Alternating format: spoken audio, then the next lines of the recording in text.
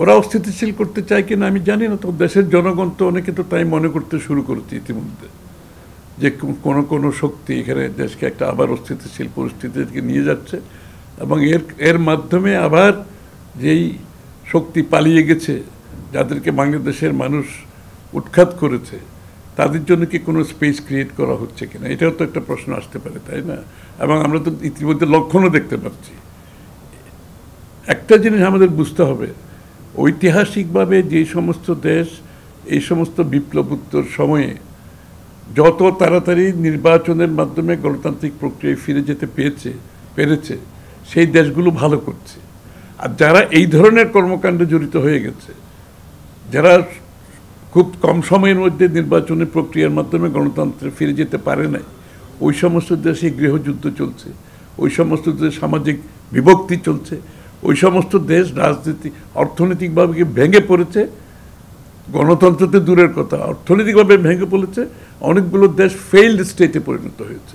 তাহলে এই যে প্রক্রিয়া যারা চালাচ্ছে, এই যে কর্মসূচির কথা বলে, তারা কি বাংলাদেশকে একটা ফেইল্ড স্টেটের দিকে নিয়ে যেতে চাচ্ছে?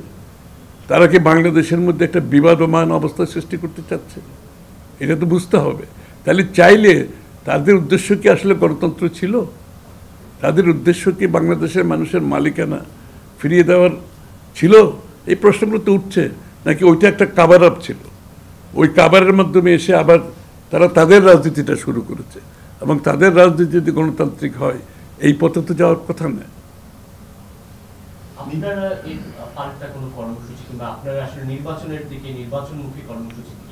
আমরা তো এখানে পাল্টাপাল্টি কিছু নাই।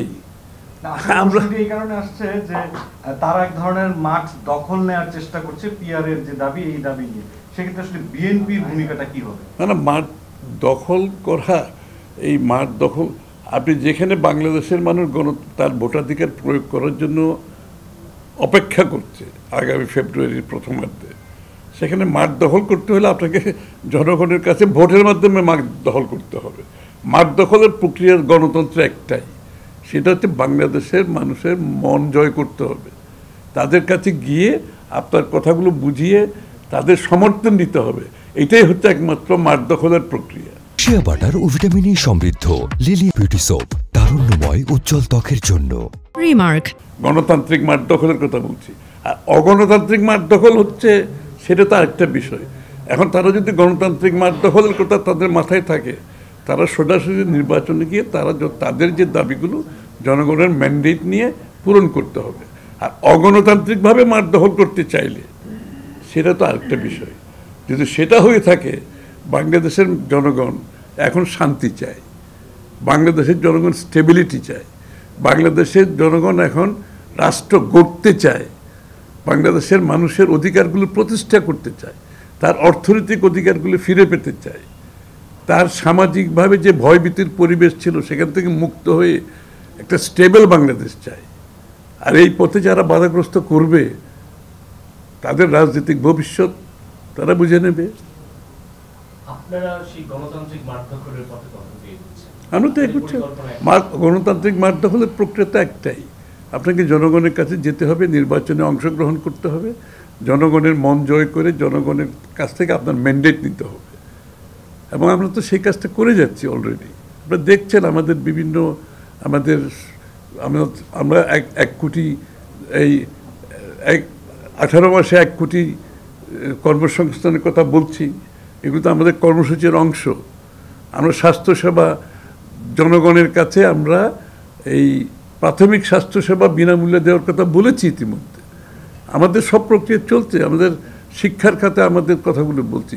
অর্থনৈতিক পরিবর্তন কিভাবে মানুষের ভাগ্য পরিবর্তন হবে, আমরা তো আমাদের কথাগুলো একটার পর একটা বলে যাচ্ছি। কিন্তু কারণ আমরা জনগণের কাছে এই কথাগুলো বলে তাদের কাছ থেকে জনগণের সমর্থন নিয়ে দেশ গড়তে চাই।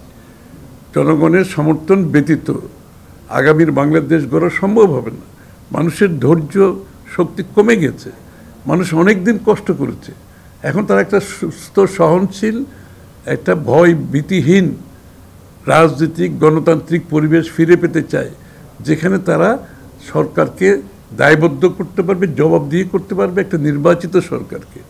আজকে বাংলাদেশের মানুষের সেই প্রত্যাশা আছে, সেই প্রত্যাশাকে আমরা তো উড়িয়ে দিতে পারবো না কোনোভাবেই। আমাদের নিজস্ব স্বার্থ উদ্ধারের জন্য আমরা তো বাংলাদেশের মানুষের যে আজকে যে স্বপ্ন দেখছে একটি স্বাধীন নতুন বাংলাদেশের, সেটাকে তো আমাদেরকে ধারণ করতে হবে। শেখ হাসিনা পালিয়ে যাওয়ার পরে একটা কথা আমি প্রতিনিয়ত বলে যাচ্ছি, শেখ হাসিনা পালিয়ে যাওয়ার পরে বাংলাদেশের মানুষের মনোজগতে যে পরিবর্তন হয়েছে, সেটা যে সমস্ত রাজনীতিবিদ রাজনৈতিক দল ধারণ করতে পারবে না, তাদের রাজনৈতিক ভবিষ্যৎ আছে বলে আমি মনে করি না অন্তত।